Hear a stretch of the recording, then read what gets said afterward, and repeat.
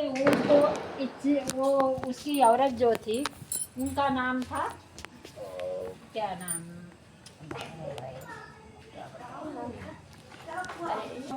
बिंद्रा नाम था। तो वो बिंद्रा बहुत तपस्वी थी और पतिव्रता औरत थी। उसको वरदान मिला था इसके पति को कोई नहीं कुछ कर सकता। इसके पति अमर होके आए हैं। शंकर जी से उन्होंने लड़ाई उसका पथ करते करते रणभूमि में कितनों साल बीत गया। न शंकर जी हट रहे हैं न वो थक रहा है। दोनों की युद्ध परामर्श चलती गई। कितनों लोग मारे गए, नदियों का खून की नदियां बहने लगी, लेकिन उसमें कोई नहीं हारा। न उसने हारा और न उसके पति ने हारा, न भोलेनाथ ने हारे। फिर बहुत दिनों तक जब लड़ाई चलती रही, ये लगा कि पूरा संसार ही गायब हो जाएगा उन लोगों के युद्ध से, तो सभी देवी देवता बहुत चिंतित हो गए। उन्होंने गए वो फिर विष्णु भगवान के पास। विष्णु भगवान से कहे, भोलेनाथ अब थक गए हैं और क्या बोलते हैं माता भी अधीर हो गई है, माता गौरा पार्वती जी, अब कोई ऐसा उपाय प्रभु करिए जिससे शंखचूड़ नाम का जो राक्षस है उसका वध हो सके।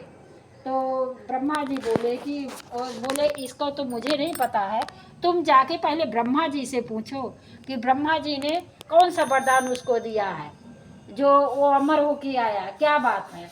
उन्होंने गया ब्रह्मा जी के पास, उन्होंने गई, जब देखा कि ब्रह्मा जी बोले कि इसकी स्त्री जो है वृंदा वो बहुत तपस्विनी है, उसके पास इतना ज़्यादा वो है तप कि उसके पति को कोई हरा नहीं सकता युद्ध में। वो उसके बाद उसने गई तो बोली कि मेरे पति को तो कोई दुनिया में नहीं, और वो एक पतिव्रता स्त्री थी। पतिव्रता स्त्री के वजह से उसका आयु कोई छीन नहीं कर सकता था। तो बोले फिर कैसे होगा। तब ब्रह्मा जी बोले अगर इसके पत्नी का पतिव्रता धर्म टूट जाए तो इसको कोई मार सकता है। तो विष्णु भगवान बोले कि भाई कुछ भी करना पड़ेगा, लेकिन अपने जो हम सृष्टि का जो रचना है उसको हम नहीं मिटा सकते, सृष्टि जो हम बनाए उसको हम नहीं मिटा सकते। तो विष्णु भगवान ने जाके छल से उसका शंखचूड़ का रूप धारण करके और बिंद्रा के पास चले गए। और जब बिंद्रा के पास गए उन्होंने, तो बिंद्रा जी से छल कर लिए। जब छल उन्होंने किया तो उनका मतलब उनका पतिव्रता धर्म खराब कर दिए विष्णु भगवान। और उसके बाद तो बिंद्रा जान गई कि मतलब कोई ऐसा है कि जो मेरे साथ छल किया। तो उसने कही अच्छा आप इज्जत मेरा ले लिए हैं, लेकिन अब से मुझे ये अपना असली रूप बताइए कि आप हैं कौन।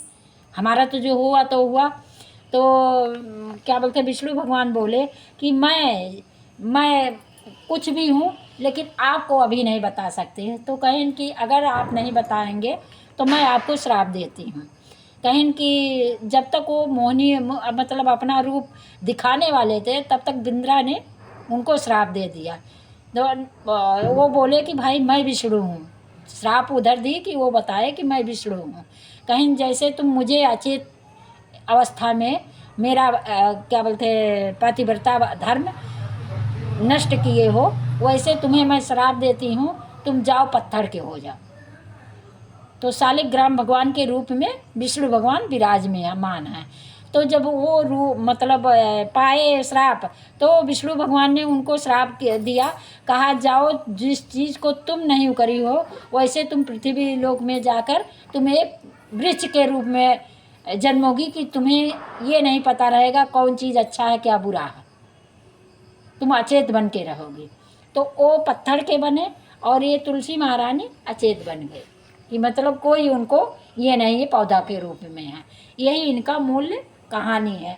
तब से और तब ये हाथ पैर पे उनके गिर पड़ी विष्णु भगवान के, कहीं प्रभु मेरा तो इज्जत आप लूट लिए हैं, लेकिन मुझे तारने के लिए कोई ऐसा गति बताइए कि जिससे मैं आपके पास जीवन भर के लिए रहूं।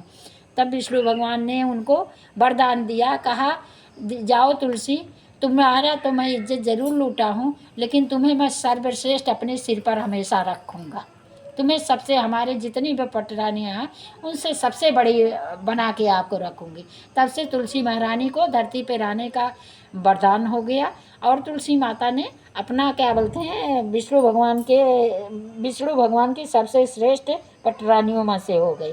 बोलो विष्णु भगवान की जय, माँ तुलसी की जय, शंखचूड़ महाराज की जय। और उनको नदी में पौड़ा दिए और तब से उनके हड्डियों का ये शंख बना।